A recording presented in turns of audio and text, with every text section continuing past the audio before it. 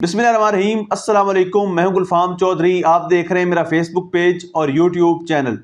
पाकिस्तान की सियासी सूरत हाल पर इंतहाई अहम तरीन तज्जिया दिया है सिद्दीक जान साहब ने, और इस वक्त पाकिस्तान की सियासत के अंदर जो हकायक हैं वो उन्होंने बताए। आइए पहले उनकी बात सुनते हैं, फिर उस पर बात करते हैं। सुप्रीम कोर्ट ऑफ पाकिस्तान की जानिब से एक लेटर मौसूल हुआ लाहौर हाई कोर्ट को, और लाहौर हाई कोर्ट ने आज ही अमल दरामद करते हुए 3 जजेस को जो रिसर्च सेल में थे, जिनको काजी फाइज ईसा ने 12 जुलाई के फैसले के बाद जब उनको अक्सरियत वो खो बैठे थे सुप्रीम कोर्ट में, तो इंतकाम में आकर घटिया नीच गलीज हरकतें, जिस तरह का वो घटिया और मकरू किरदार था, गुंडा था, बदमाश था, उस गुंडे और उस बदमाश ने घटिया नीच मकलू और खबीस किरदार ने 3 रिसर्चर्स को वापस भेजा था जो लायक रिसर्चर्स थे, जो जजेस थे। और वो ख़ास तौर पे उनमें से एक जो थे, जो जज थे ज़फ़र इकबाल साहब, जो मंसूर अली शाह साहब के साथ काम कर रहे थे, और उसके बाद उनको जब वापस भेजा गया तो वो इस वक्त ये यानी आज की डेवलपमेंट से पहले वो सिविल जज के तौर पर, सीनियर सिविल जज के तौर पर काम कर रहे थे सियालकोट में। हसन रियाज साहब ये सिविल जज रावलपिंडी के तौर पर काम कर रहे थे, और वकास अली मजहर साहब ये सिविल जज कलर सईदा में थे। और इन तीनों को काजी फाइज ईसा ने जो है वो वापस भेज दिया था लाहौर हाई कोर्ट के पास, और लाहौर हाई कोर्ट ने फिर इनको मुख्तलिफ जगह पे अपॉइंट कर दिया। आज लेटर गया याहिया फरीदी साहब की जानिब से सुप्रीम कोर्ट की जानिब से, और आज इन तीनों रिसर्चर्स की सर्विसेज जो हैं वो सुप्रीम कोर्ट के सुपुर्द कर दी गई हैं। तो ये 3 रिसर्चर्स वापस आ गए हैं। टोटल 11 इक़दामात काजी फाइज ईसा के जो हैं वो अंडू हो चुके हैं इंतजामी साइड के, वो बैरिस्टर साद रसूल साहब के साथ मैं डिटेल में डिस्कस कर चुका हूँ। अब आ जाए उस खबर पर जिस खबर ने आज जो है वो भौचाल बर्पा कर दिया, जिस खबर ने एक तूफान बर्पा कर दिया है, जिस खबर ने आज हुकूमत के रोंगटे खड़े कर दिए हैं। और वो खबर क्रेडिट जाता है हमारे दोस्त वसीम मलिक को। FCR प्रोग्राम मरियम नवाज खान साहिबा और वसीम मलिक साहब जो प्रोग्राम करते हैं उसमें उन्होंने आज ये खबर दी, और बददियानती की इंतहा देखिए, बददियानती की इंतहा देखिए कि बड़े बड़े चैनल्स वो खबर उनके रिपोर्टर्स दे रहे हैं। और चलें ठीक है, मैं ये बात मानता हूं कि जब आप चैनल पे खबर देते हैं तो आप क्रेडिट नहीं देते कि खबर किसकी है, लेकिन सोशल मीडिया पे तो एक्नॉलेज कीजिए कि ये खबर किसने दी थी। मेरी ये किसी से मेरा नज़रियाती इख्तलाफ हो सकता है, पॉइंट ऑफ व्यू का इख्तलाफ हो सकता है, लेकिन मैं जब भी किसी का क्रेडिट होता है तो मैं उसको देता हूं। और कई बार आपने देखा होगा कि मैं ट्विटर के ऊपर बहुत सारी चीजें रीट्वीट कर रहा होता हूं, खुद ट्वीट नहीं कर रहा होता। क्यों? मैं ये समझता हूं कि जिसने जो चीज पहले लगा दी है उसी को रीट्वीट कर दो भाई, क्यों उसको डाउनलोड करके खुद लगानी है और अपना क्रेडिट लेना है? जिसकी मेहनत है उसको उसका क्रेडिट ड्यू मिलना चाहिए। तो ये वसीम मलिक की वो खबर है जिसने एक तहलका बर्पा कर दिया है, और वो खबर ये है कि जिस दिन याहिया फरीदी साहब ने हलफ उठाया है, पहले दिन ही उन्होंने इस्लामाबाद हाई कोर्ट के 6 अजीम जजेस को जो अपने हलफ से वफा करने वाले हैं, उन जजेस को घर पे बुलाया और उनसे मुलाकात की। और उस मुलाकात में chief justice Islamabad high court justice Aamir Farooq नहीं थे। अब इसके पीछे वजह क्या हो सकती है? कुछ चीजें तो जाहिर है वसीम मलिक और मरियम नवाज खान साहब ने बताई अपने ब्लॉग में, अपने उस प्रोग्राम में FCR में, लेकिन कुछ चीजें मैं आपके सामने रखूंगा। देखें, पहले तो ये देख लें कि 6 जजेस कौन है। इसमें इन 6 जजेस में जो मोहसिन अख्तर कैनी साहब हैं, तारिक महमूद जहांगीरी साहब हैं, बाबर सत्तार साहब हैं, अरबाब मोहम्मद ताहिर साहब हैं, सरदार इजाज इसाक खान साहब हैं, और समन रिफत इम्तियाज साहिबा हैं। ये 6 वो जजेस हैं जिन जजेस को उन्होंने बुलाया था और इनसे बुला के उन्होंने मुलाकात की है। अब जाहिर है कुछ चीज़ें ज़राए से वसीम मलिक साहब ने बताई हैं, लेकिन अंडरस्टूड है कि इन 6 जजेस को बुलाने का मकसद यही था कि अब आपका ख्याल रखा जाएगा, अब वो घटिया और मकरूह चीज़ें नहीं होंगी जो काजी फाइज ईसा ने की थी। और काजी फाइज ईसा क्या कर रहे थे, ये मेरी बात ना माने कि मैं क्या कहता हूं, किसी की ना माने। वसीम मलिक क्या कह रहा है, सुहेल रशीद क्या कह रहा है, अहमद अली सरफराज क्या कह रहा है, जुल्करनैन इकबाल और बिशारत राजा क्या कह रहे हैं, मत माने इनकी कोई बात। आप देखें कि उनके साथ काजी फाइज ईसा के साथ बैठे हुए सीनियर प्यूनी जज सैयद मंसूर अली शाह साहब ने क्या बताया कि ये घटिया आदमी क्या कर रहा था। उन्होंने जो 24 अक्टूबर का खत लिखा था, उस खत में उन्होंने क्या कुछ कहा था, और ये एक तरह से मंसूर अली शाह साहब का एक और मुतालबा माना है याहिया फरीदी साहब ने, क्योंकि मंसूर अली शाह साहब बार बार कह रहे थे फायर वॉल होनी चाहिए, फायर वॉल होनी चाहिए, फायर वॉल होनी चाहिए, जजेस की प्रोटेक्शन होनी चाहिए, अदलिया का तहफ़्फ़ुज़ होना चाहिए, मुदाखलत बंद होनी चाहिए।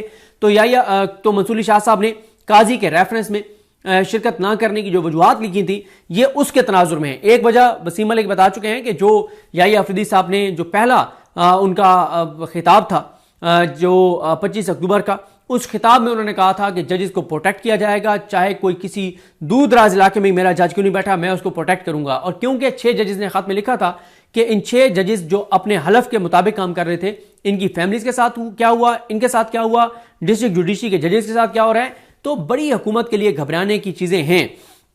देखें, एक तो उन्होंने खत में लिखा था मंसूर अली शाह साहब ने کہ پوری دنیا میں یہ روایت رائج ہے کہ ریٹائر ہونے والے چیف جسٹس کے اعزاز میں ریفرنس منعقد کر کے ان کو اعزاز کے ساتھ رخصت کیا جاتا ہے.